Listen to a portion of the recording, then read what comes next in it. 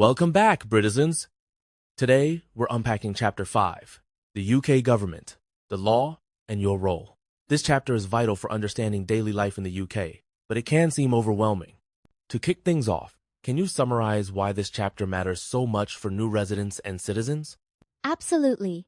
Chapter 5 acts as a roadmap for how the UK functions, from who makes the laws to your own rights and duties. It's not just about passing the Life in the UK test, it's about understanding how to navigate and contribute to British society every day. That's key, knowing the system empowers newcomers. As we transition, let's dive into how British democracy developed and how the Constitution sets the groundwork for everything else. The UK's approach to democracy is unique, especially with its unwritten constitution. How did the system evolve from limited voting rights to one of the world's oldest democracies? It's a gradual story. In the early 1800s, only property-owning men over 21 could vote. Movements like the Chartists pushed for reforms: universal male suffrage, secret ballots, and more. Many of their demands became reality by 1918, and by 1969, voting rights extended to all adults over 18. That's fascinating.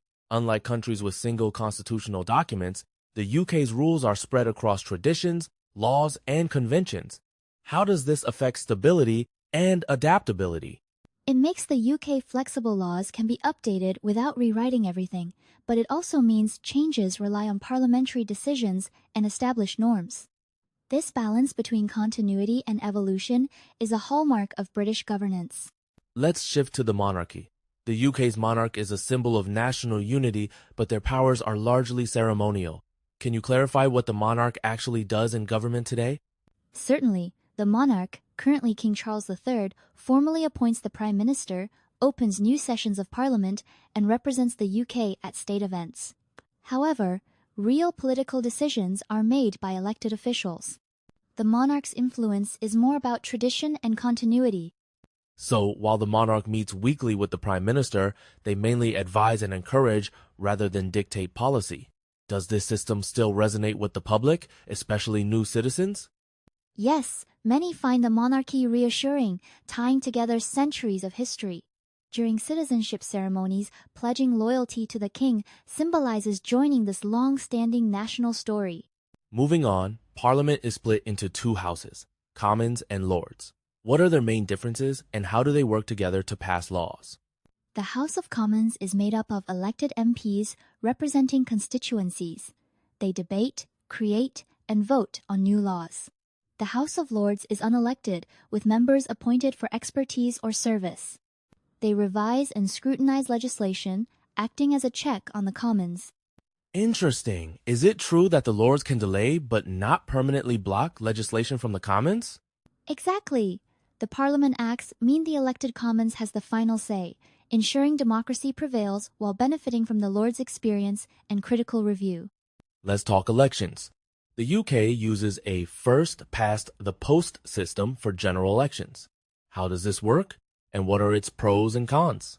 Under this system, the candidate with the most votes in each area called a constituency wins a seat in Parliament. It's simple and usually produces clear majorities, but critics argue it can leave smaller parties underrepresented compared to proportional systems.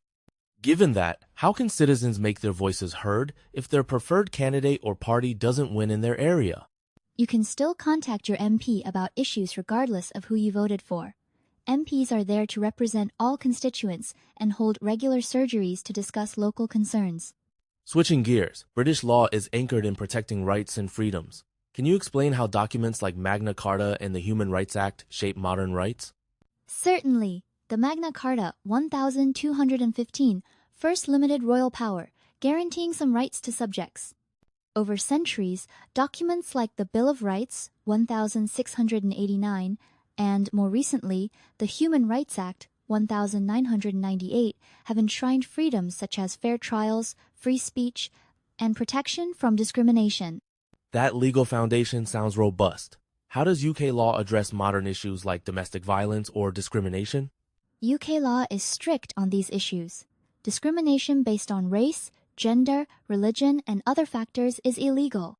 Crimes like domestic violence, FGM, and forced marriage are prosecuted seriously, reflecting evolving social values. We often hear about criminal and civil law, but the distinction isn't always clear.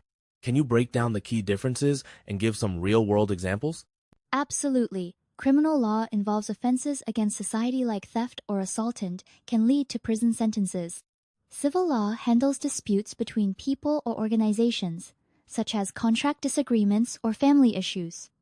For example, suing a landlord over repairs is civil, while shoplifting is criminal. That helps clarify things. How does the court system handle each type of case? Minor criminal cases go to magistrates or justice of the peace courts. More serious crimes are tried in crown or high courts, often with a jury. Civil cases are handled by county or sheriff courts, with simpler cases using the small claims process. Public trust in the police is essential.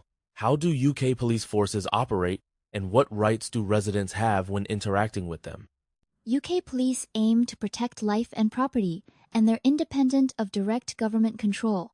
Residents can expect fair treatment and have the right to complain about misconduct. Police and crime commissioners, elected by the public, help ensure accountability. That's good to know. In today's world, terrorism and extremism are real concerns.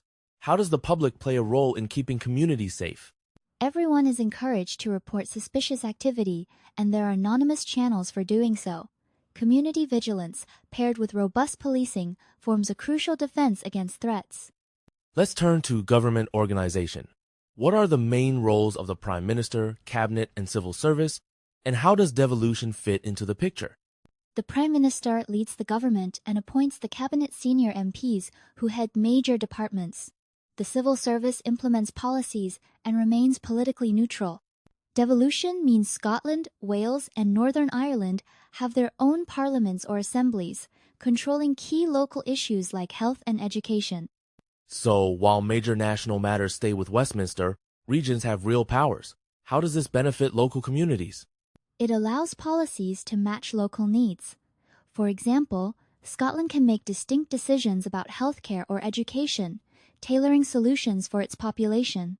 Let's wrap up by focusing on the individual. What does it mean to be an active citizen in the UK, and how can newcomers get involved? Being an active citizen involves more than obeying laws. It's about participating voting, volunteering, helping neighbors, joining community groups, or serving as a school governor. Even simple acts, like recycling or supporting local charities, make a difference. Are there specific opportunities for involvement that might surprise newcomers? Absolutely. You can serve on a jury, donate blood, or even become a special constable. Taking part not only helps society, but also builds a sense of belonging and community. We've covered a lot today, from government structure to everyday duties. How can listeners apply this knowledge beyond the Life in the UK test? Understanding these systems helps new residents navigate life confidently, knowing their rights, fulfilling obligations, and seizing opportunities to engage. It's about integration, not just naturalization. Well put. Next episode, we'll delve into Britain's rich history in Chapter 3. Until then, keep learning and participating. Your journey as a Britison is just beginning.